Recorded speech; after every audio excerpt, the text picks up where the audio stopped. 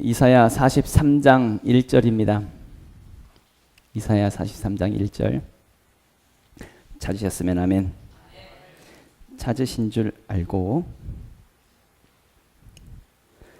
제가 먼저 한번 읽겠습니다. 야곱아, 너를 창조하신 여호와께서 지금 말씀하시느니라. 이스라엘아, 너를 지으신 이가 말씀하시느니라.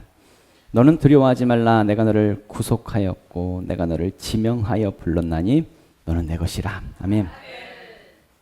말씀 되새기면서요, 이번에 다 같이 합독하겠습니다. 시작. 야곱아, 너를 창조하신 여호와께서 지금 말씀하시느니라. 이스라엘아, 너를 지으신 이가 말씀하시느니라. 너는 두려워하지 말라. 내가 너를 구속하였고 내가 너를 지명하여 불렀나니 너는 내 것이라. 아멘. 믿음에 반응하자, 믿음에 반응하자라는 제목으로 하나님 말씀 증거하도록 하겠습니다. 오늘도 옆에 분들하고 축복하면서 인사하겠습니다. 당신은 복의 사람입니다. 인사하겠습니다. 당신은 복의 사람입니다. 하이파이브 할까요? 아싸, 기적이 일어납니다. 아싸, 기적이 일어납니다. 한번 옆에 다른 분하고 아싸, 기적이 일어납니다. 또 다른 분하고 다시 한 번 더 아싸, 기적이 일어납니다. 놀라운 기적이 일어나고 있습니다. 오늘은 다른 때보다 좀 빈자리가 좀 더 많이 보이네요. 좀 더 우리가 더 많이 긴장감을 좀 늦춰서는 안 되겠습니다. 저 개인적으로 요즘 계속 기도하고 있는 것이 하나님의 긍휼을 계속 구하고 있습니다. 우리 교회에 정말 하나님의 위로가 필요하고 긍휼이 필요해서 계속 하나님께 불쌍히 여겨달라고 기도하고 있습니다. 하나님이 우리를 불쌍히 여기지 아니하시면 우리가 아무리 애써도 될래야 될 수가 없습니다. 하나님이 우리를 불쌍히 여기시면 됩니다. 하나님이 우리를 불쌍히 여기시면 긍휼이 우리 가운데 임하면 우리는 될 것입니다. 그래서 긍휼을 구하고 있습니다. 그 성경에 보면 예수님이 기적을 행하셨던 그런 몇 가지 사건들이 있는데 예수님이 불쌍히 여기셨을 때에 기적이 일어나는 경우들이 있었습니다. 마태복음 20장에도 보면 마태복음 20장 32절에 예수께서 머물러 서서 그들을 불러 이르시되 너희에게 무엇을 하여 주기를 원하느냐 이르되 주여 우리의 눈뜨기를 원하나이다. 예수께서 불쌍히 여기사 그들의 눈을 만지시니 곧 보게 되어 그들이 예수를 따르니라. 아멘. 예수님이 두 맹인, 그러니까 앞이 안 보이는 두 명의 맹인을 고치시는 내용입니다. 그런데 이 두 맹인을 예수님이 불쌍히 여기셨습니다. 그러자 이 두 맹인이 보게 되어지는 기적을 경험하지요. 마찬가지로 하나님이 우리를 불쌍히 여기시면 우리에게 기적이 일어날 수 있다는 얘기입니다. 그래서 계속 하나님께 긍휼을 구하고 있습니다. 하나님 우리를 불쌍히 여겨달라고 계속 기도하는데요. 근데 기도하면서 드는 생각이 그럼 어떻게 하면 하나님이 나를 좀 불쌍히 보실까? 좀 불쌍히 하나님 나를 보셔야 되니까 내가 어떻게 하면 불쌍히 하나님이 나를 보실 수 있을까? 기도하면서 드는 생각이 예를 들어서 내가 씻지도 않고 먹지도 않고 머리를 막 헝거트리고 그리고 불쌍한 표정을 지으면서 하나님 봐주세요 이러면 하나님이 나를 불쌍히 여길까? 그런 것은 아니겠지요. 그러니까 겉으로 보여지는 그런 부분은 아닐 것입니다.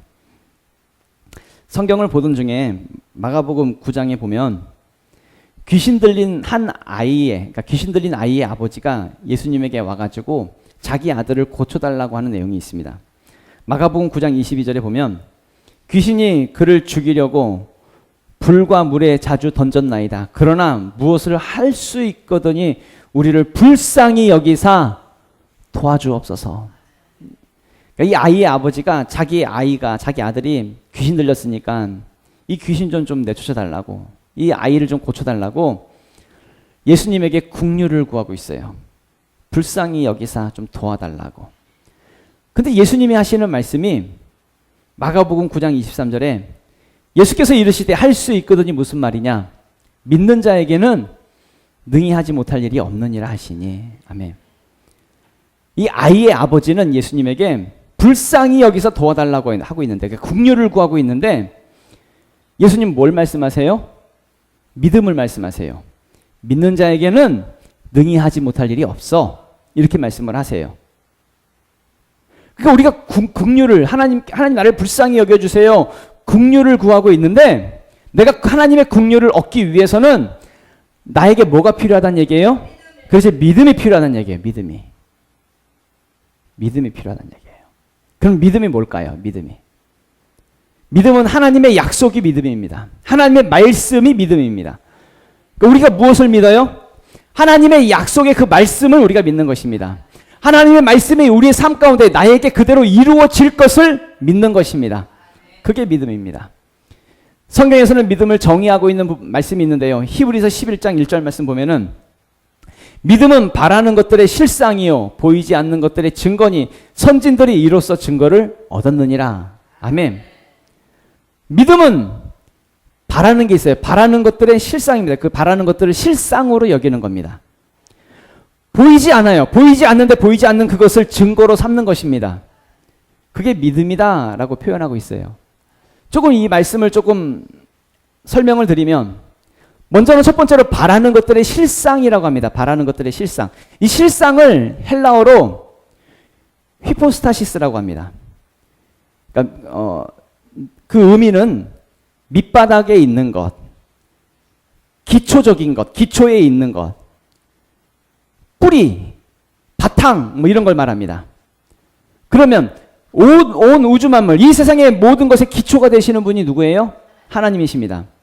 온 이 세상을 만드시고 운행하시고 주관하시는 분이 누구예요? 하나님이십니다. 모든 만물의 밑바닥, 그러니까 바탕, 모든 만물의 바탕은 그럼 누구란 얘기예요? 하나님입니다. 그럼 여러분들의 모든 그 10년 가운데 바탕을 누구로 두고 있어요? 하나님께 바탕을 두고 있어야 됩니다. 거기에서부터 믿음이 시작되는 것입니다.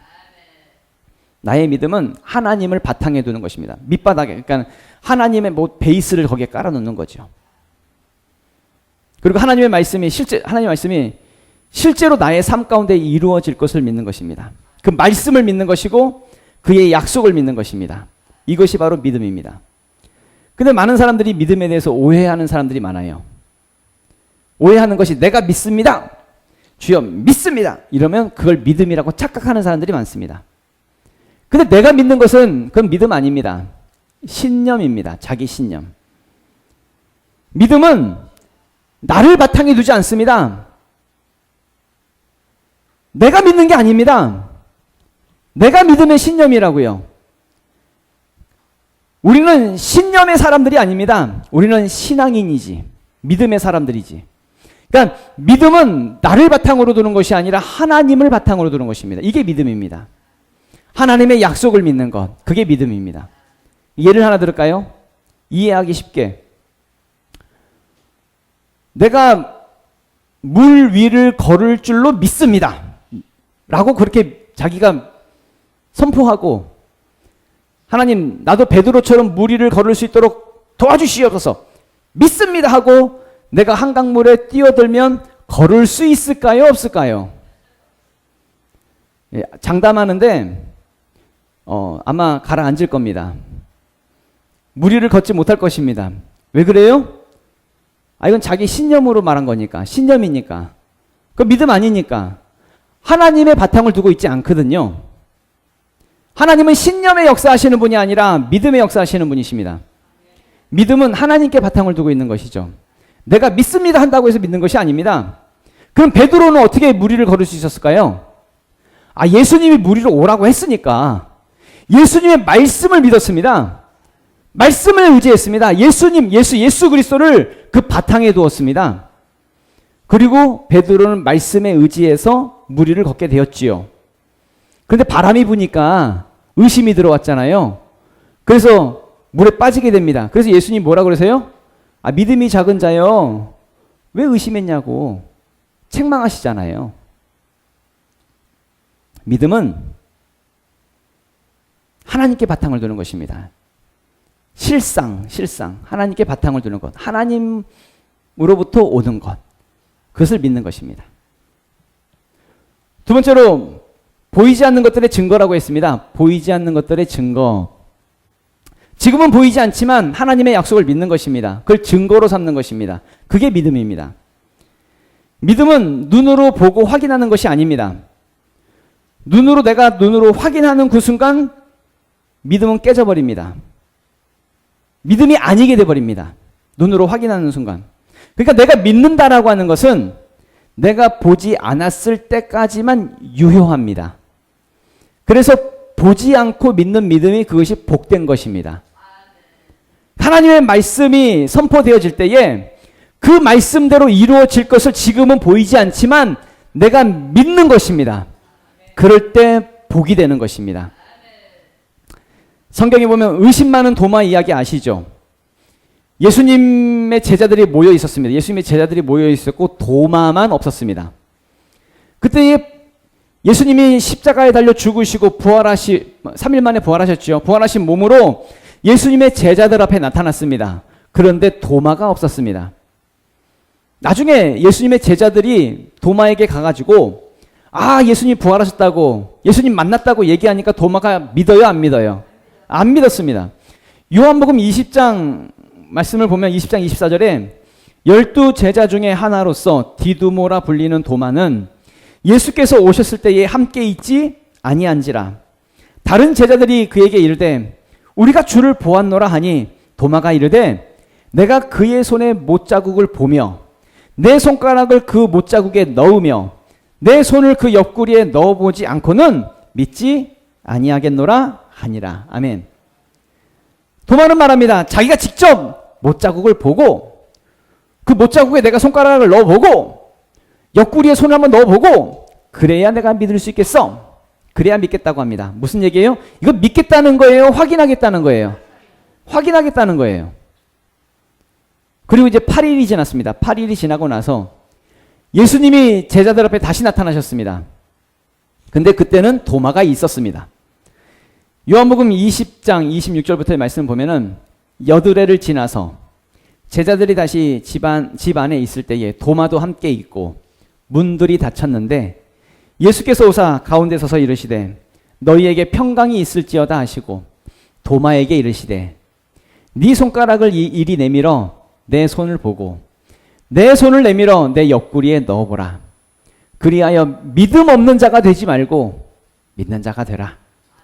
도마가 대답하여 이르되 나의 주님이시요 나의 하나님이시니이다.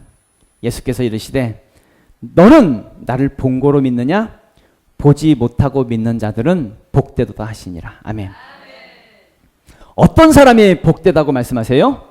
보지 못하고 보지 않고 믿는 사람들이 그 사람들이 복된 거라고. 왜요? 그게 진짜 믿음이니까. 확인하는 게 아니니까. 보지 않고 믿어야 그게 진짜 믿음이니까. 여러분 하나님으로부터 복받기 원하십니까? 그러면 보지 않고 믿는 그 믿음을 가져야 된다는 이야기입니다. 지금은 안 보여요. 지금은. 보이지 않아요. 그런데 그걸 뭘로 삼아야 돼요? 증거로 삼아야 돼요. 그게 믿음이고 그것이 바로 복받는 사람이란 이야기입니다.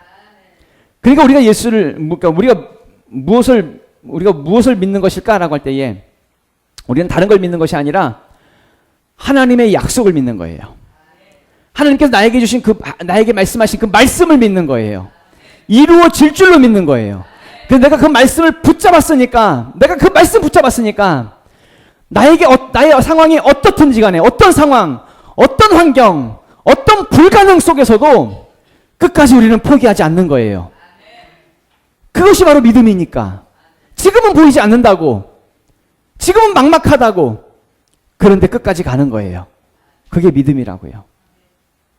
요셉이 있었습니다. 하나님이 요셉에게 꿈을 보여주셨습니다. 11개의 곡식단이 요셉에게 절하는 꿈을 보여주셨고, 또 해와 달과 11개의 별이 요셉에게 절하는 꿈을 보여주셨습니다. 요셉이 이 하나님으로부터 받은 이 꿈을 자신의 레마로 받아버렸어요. 하나님의 약속으로 삼았습니다. 하나님의 말씀으로 삼았습니다. 창세기 37장 9절이죠. 이 꿈의 내용인데, 요셉이 다시 꿈을 꾸고 그의 형들에게 말하여 이르되 내가 또 꿈을 꾼즉 해와 달과 11별이 내게 절하더이다 하니라. 요셉은 이 꿈을 하나님께서 나에게 주신 그 레마로 받아버렸습니다. 약속으로 받았습니다. 말씀으로 삼았습니다. 그리고 그렇게 될 줄로 믿었습니다. 요셉이 이 하나님의 약속을 믿으니까, 그것이 바로 믿음이 되니까 형들로부터 형들이 자기를 죽이려고 하는 그 죽을 고비 속에서도 노예로 팔리고 억울한 누명을 쓰고 감옥에 갇힌다 할지라도 요셉은 어떤 상황 속에서도 낙심하지 않았습니다. 원망하고 욕하고 포기하지 않았습니다. 왜요? 하나님의 그 약속을 믿었으니까. 지금은 보이지 않았습니다. 지금은 머슴살이를 하고 있고, 지금은 노예 생활을 하고 있고, 지금은 감옥에 갇혀 있고, 지금은 꼼짝도 못하는 그런 상황 속에 있다 할지라도 자기 자신을 향한 하나님의 그 꿈, 그 약속이 이루어질 줄로 요셉은 믿었습니다. 아무것도 보이지 않는 막막한 현실 속에서, 도무지 희망이라고는 찾아볼래야 찾아볼 수 없는 그 상황 속에서 그 보이지 않는 것을 요셉은 증거로 삼았습니다. 보이지 않는 것을 증거로 삼는 것, 이게 믿음이라고요. 다윗도 마찬가지였습니다. 그때 당시에 이스라엘의 왕은 사울 왕이었습니다. 근데 사울 왕이 다윗을 죽이려고 그래요. 그때부터 다윗은 도망치기 시작합니다. 도망다닙니다. 그 모든 젊은 날이 도망다니는, 쫓겨다니는 그런 인생이었습니다.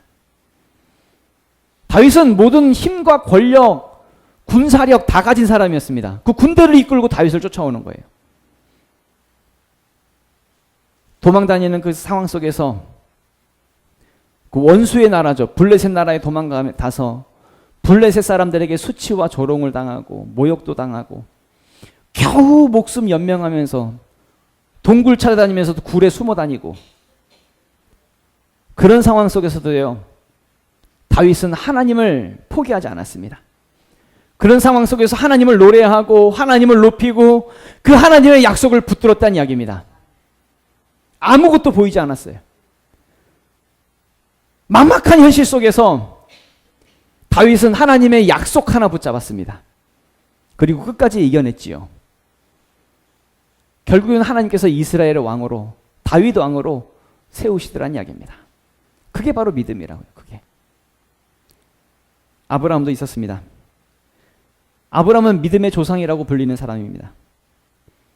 하나님이 아브라함에게 자식이 없는 그 아브라함에게 말씀하시기를 밤하늘의 별과 같이 바닷가의 모래같이 너의 자손이 번성하게 될 거라고 그렇게 말씀하십니다. 지금 자식이 없다니까요.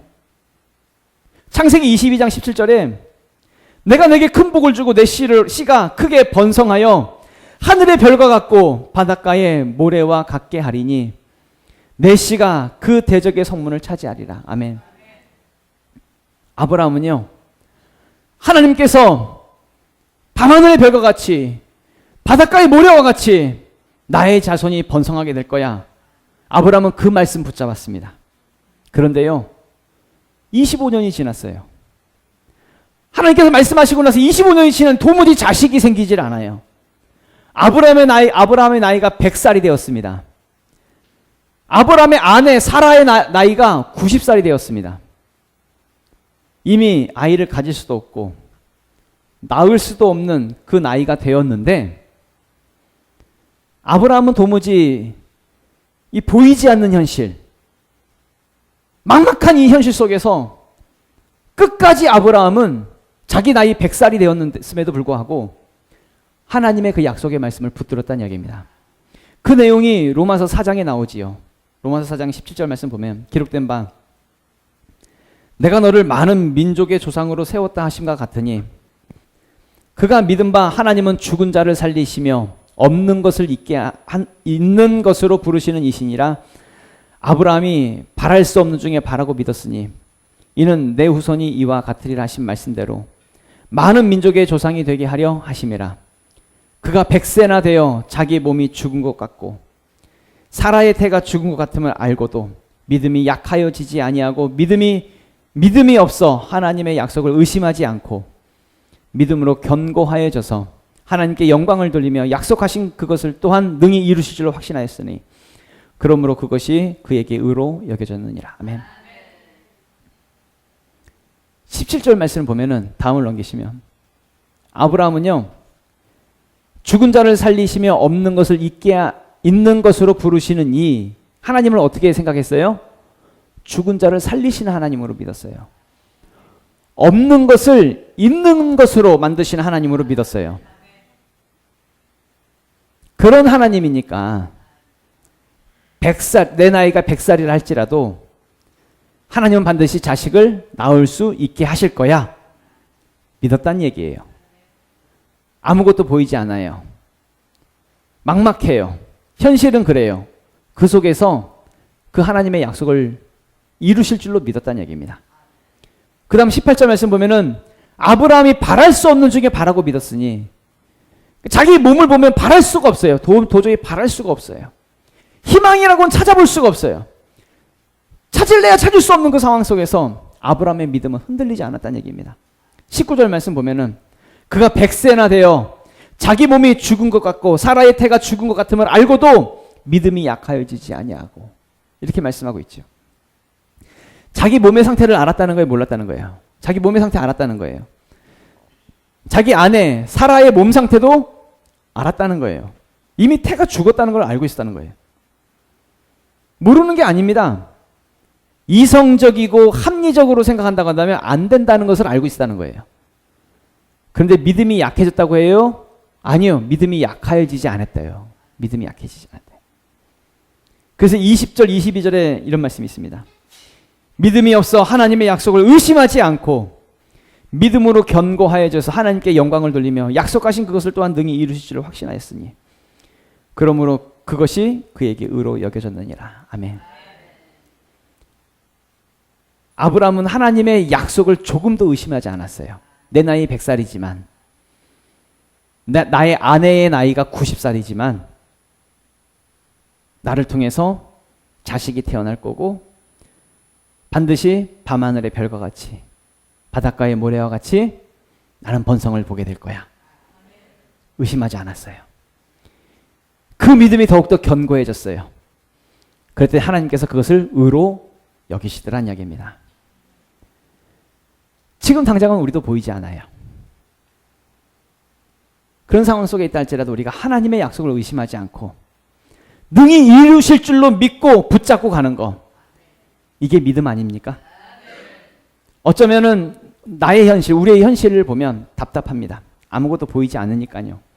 희망이라고는 찾아볼래야 찾아볼 수가 없고요. 그런데 지금의 이 상황 속에서 정말 우리에게 필요한 건 뭘까요? 믿음이란 얘기입니다. 우리는 그러니까 서두에서 말씀드린 하나님의 긍휼이 필요한데, 하나님은 우리를 불쌍히 여기시는 그것이 필요한데, 그 긍휼을 얻기 위해서는 하나님은 우리에게 무엇을 요구하신다고요? 믿음을 요구하신다고요. 그럼 우리는 뭘 믿어야 될까요? 뭘? 뭐 막연하게 잘 되겠지, 아니면 열심히 하다 보면 어떻게 되지 않겠나? 막연한 그런 기대감을 가지고 있다고 한다면 그 자기 신념입니다. 자기 신념으로는 버틸 수가 없습니다. 그 믿음 아니니까요. 저는 하나님으로부터 받은 비전이 있습니다. 우리 교회에 주신 비전이 있습니다. 하나님께 주신, 우리 교회에 주신 내만은 10,000명의 비전입니다. 지금 도무지 보이질 않아요. 아무리 생각해도 희망적인 것을 찾아볼래야 찾아볼 수가 없어요. 바랄 수 없는 중에, 그러니까 바랄 수 없는 그 상황이지만 지금은, 근데 바랄 수 없는 중에 바라고 믿는 것이, 그것이 믿음 아닙니까? 현실은 그렇지만 정말 바라보고 믿는 것은 우린 반드시 10,000명의 비전을 이루게 될 것입니다. 하나님으로부터 받은 말씀, 하나님으로부터 받은 비전, 이 이야기를 좀 하려고 하는데요. 사실 이제 매일 기도회를 나오시는 분들은 많이 들으셨던 얘기 있겠지만, 그래도 아마도 저희의 이야기를 처음 듣는 분도 계실 테니까 말씀을 좀 드리면, 저는 고등학교 때 처음 예수님을 인격적으로 만났지요. 은혜 받았고요. 예수님을 나의 주님으로, 나의 주인으로 모셔드리고 인정하고 고백하면서 이제 그럼 크게 하나님으로부터 은혜를 많이 받으면서 사실 그때 내 마음에 하나님으로부터 부름이 있었어요. 주의 종으로의 부름이 있었습니다. 목사로의 부름이 있었습니다. 근데 웬만하면 아직 이제 그때 당시에 고등학교 때 아직 이제 성숙하지 못하고 또 잘 몰라서 목사가 되면 이제 좀 힘들 거라고 생각을 하고, 인생이 고달프고 힘들 거라고 생각을 하고, 웬만하면 피하고 싶었고, 웬만하면 안 하고 싶었고, 웬만하면 목사가 되기보다는 좀 뭐 사업 같은 거 해가지고 돈 많이 벌어서 잘 먹고 잘 사는, 세상에서 좀 성공적인 삶을 좀 꿈꾸는 뭐 그런 부분으로 좀 더 마음을 가지고 있었던 것 같아요. 교회를 다니고 예수를 믿었지만, 그러니까 내 나름대로 살았고 내 멋대로 살아보려고 했었습니다.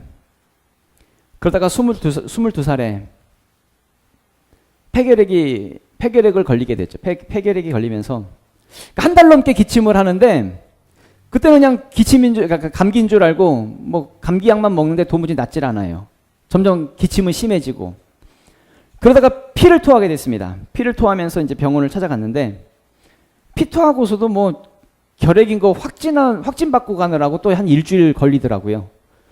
아무튼 치료 시기를 좀 많이 좀 늦추게 되었지요. 그래서 병원에 가게 됐는데, 22살짜리 청년이 막 피를 토하면서 일주일 동안 입원하고 있으면서 약을 먹는데 약이 받질 않아요. 약을 먹으면 다 토하는 겁니다. 주사를 놓으면은 주사를 놓을 수가 없는 겁니다. 왜냐면 간 수치가 너무 높아가지고 주사를 놓으면 더 위험한 거예요. 그래서 먹는 약도 못 먹지요. 먹는 것마다 다 토하지요. 그리고 주사도 맞을 수가 없지요. 점점 몸무게는 말라가지고 찬주 몸무게 뭐 40 몇 킬로인가요? 그 몸무게까지 떨어지게 되었습니다. 그러니까 완전히 뼈만 남은 거죠. 그러면서 이제 입원해가지고 침대에 누워 있으면서 드는 생각이, 고등학교 때 받았던 그 은혜가 생각이 나는 거예요. 생각이 나면서 하나님이 그때 나를 부르셨는데, 생각이 나면서 하나님, 내 삶을 하나님께 드립니다. 나를 사용해 달라고, 내가 잘못했다고, 나를 용서해 달라고, 그렇게 하나님께 이제 침대에 누워서 이제 눈물을 흘리면서 이제 기도를 하게 됐지요. 날 받아달라고. 그렇게 기도를 한 다음에요, 신기한 건 뭐냐면, 그 전까지 먹을 때마다 토했던 그 약이요, 먹어져요. 토하질 않게 됩니다. 간 수치가 높아가지고 주사를 못 놨는데, 피를 뽑아서 다시 측정을 해보니까 간 수치가 점점 낮아지고 있어요. 정상이 오면서 이제 주사를 놓게 되었습니다. 그렇게 1년 동안 약을 먹고 1년 동안 주사를 맞으면서 건강이 회복되었지요. 그리고 신학교에 들어갔습니다. 신학교에 들어가면서 하나님으로부터 받은 말씀이 바로 오늘 본문 말씀입니다. 야곱아, 너를 창조하신 여호와께서 지금 말씀하시느니라. 이스라엘아, 너를 지으신 이가 말씀하시느니라. 너는 두려워하지 말라. 내가 너를 구속하였고 내가 너를 지명하여 불렀나니 너는 내 것이라. 이제 나는 하나님의 것이 됩니다. 이 말씀 받았습니다. 이 말씀. 하나님이 내 인생을 책임져 주시겠답니다. 그러니까 이제는 내가 나를 위해 사는 인생이 아니라 이제 나는 하나님을 위해 사는 인생이 된 것이지요. 왜요? 하나님이 나를 지명해서 부르셨거든요. 이제 나는 하나님의 것이거든요. 그렇게 신학교에 들어가서 7년, 학부 4년을 하고 신학대학원 신대원 3년을 하고 그렇게 7년을 공부하고요. 목사 안수를 받은 다음에 상황이 좀 이상하게 막 몰아지면서 개척을 해야 할 수밖에 없는 그런 상황이 되었습니다. 고민이 많았습니다. 개척을 해야 할까 말아야 될까. 왜냐하면 같이 시작할 수 있는 사람들이 아무도 없었거든요. 그러니까 이제 뭐 식구 몇 명은 있었지만 그때 당시에 같이 할 수 있는 사람들이 없어서 과연 개척을 하는 것이 맞는 걸까? 이것이 하나님의 뜻일까? 많이 고민했습니다. 많이 고민하고 기도를 할 때에 하나님께서 이 똑같은 말씀을 주시더라고요. 야곱아, 너를 창조하신 여호와께서 지금 말씀하시느니라. 이스라엘아, 너를 지으신 이가 말씀하신 너는 두려워하지 말라. 내가 너를 구속하였고 내가 너를 지명하여 불렀나니 너는 내 것이라. 그래서 우리 교회가 지명교회가 됐습니다. 이 말씀 하나 붙잡고 아무것도 없는 상황 속에서 그냥 상가 옆에, 저 옆에 있는 상가 하나 달랑 얻어놓고 개척을 시작했습니다. 하나님이 말씀을 주셨으니까, 저는 생각하기를 하나님 말씀을 주셨으니까, 너는 내 것이라고 했으니까 하나님이 좀 도와주지 않겠나, 쉽게 부흥이 좀 일어나지 않겠나, 그렇게 생각을 했었는데, 개척을 하고 1년이 지나고 2년이 지나고 3년이 지나고 4년이 지났는데, 4년이 지났는데 성도 한 사람, 딱 한 사람이 있었습니다. 그때 4년쯤 됐을 때 우리 임창경 지사님, 용권사님이 그때 아마 제 기억으로 2009년도에 오셨던 것으로 기억을 합니다. 제가 2005년도에 개척을 했는데 2009년도에 오셨습니다. 그러니까 4년 됐는데 오셨지요. 그때 오셨을 때 기억하실 겁니다. 한 사람이 있었습니다. 한 사람. 정말 힘들었습니다. 답답했습니다. 그 한 사람도요, 이 두 분이 딱 오셨는데, 새로 오셔가지고 딱 앉아있는데, 그 한 사람이 문을, 예배 끝나고 나니까 문을 쾅 닫고 나가버리더라고요. 누가 왔다고. 예, 누가 왔다고. 목사와 사모의 관심이 이제 저쪽으로 간다고. 삐져가지고 확 나가버리고. 그러니까 얼마나 마음이 힘든 상황이겠어요. 개척이 그렇게 힘든데, 정말 힘들었는데, 힘든 상황 속에서도 포기하지 않았습니다. 도저히 포기할 수 없었던 것은, 물론 힘들었죠. 정말 힘들었는데 포기할 수 없었던 것은 하나님이 나에게 주신 레마의 말씀이 있었거든요. 너는 두려워 말라. 내가 너를 구속하였고 내가 너를 지명하여 불러나니 너는 내 것이라고. 하나님의 말씀이 나에게 레마가 되니까 어떤 상황 속에 있다 할지라도 포기가 안 되더라고요. 정말 힘들어서 포기할까? 그만할까? 수십 번 되뇌이긴 했는데 포기할 수가 없더라고요. 왜요? 하나님의 말씀 붙잡았으니까. 하나님은 아주 분명하게 우리를 향해서, 목사를 향해서 말씀하셨습니다. 너는 내 것이라고. 그럼 이 목사에게 주신 이 말씀이 우리의 말씀 아닙니까? 우리 지명교회를 향하신 말씀 아닙니까? 우리를 향해서 말씀하십니다. 너는 두려워하지 말라고. 내가 너를 구속하였고 내가 너를 지명하여 불렀나니 바로 네가, 너는 내 것이라고. 이건 우리의 말씀입니다. 이 레마를 붙들 수 있길 원합니다. 하나님은 아주 분명하게 우리 교회의 비전을 보여주셨습니다. 보고타에 갔을 때 만 명을 봤거든요. 내가 10,000명의 비전을 봤습니다. 우리는 그 비전을 이룰 것입니다. 지금은 답답해요. 안 되거든요. 막막하고요. 지금은 보이질 않아요. 아무리 애써도 보이질 않아요. 힘들어요. 그런데 우리 교회는 반드시 이 비전을 이룰 것입니다. 무엇에 반응해야 될까요? 여러분, 지금 무엇에 반응을 해야 될까요? 우리가 믿음에 반응해야지. 믿음에. 지금은 안 되는 거 알아요. 지금은 힘든 거 알아요. 만나는 것 자체가, 사람들 만나는 것 자체가 두렵고 힘든 거 알아요. 그런데 우리가 무엇에 반응을 해야 될까요? 믿음에 반응해야지. 나에게 주신 그 레마의 말씀에 반응해야지. 붙들어야지. 우리 포기하지 말아야지. 해봐야지. 지금 보이지 않지만, 막연한 꿈일 수 있지만, 하나님께서 우리에게 주신 그 비전이 반드시 우리의 교회의 비전이 되어져서 이루어지는 역사가 반드시 나타날 줄로 믿습니다.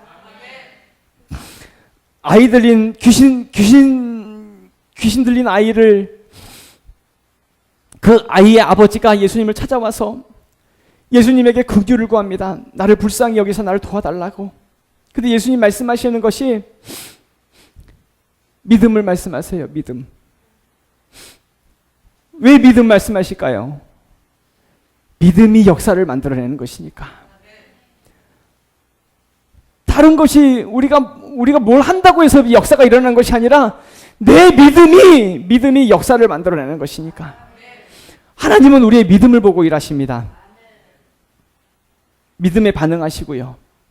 그래서 우리가 믿음으로 승리할 수 있는 우리 모두 될 수 있길 예수 이름으로 축원합니다. 다 같이 일어나서 기도하도록 하겠습니다. 기도할 때에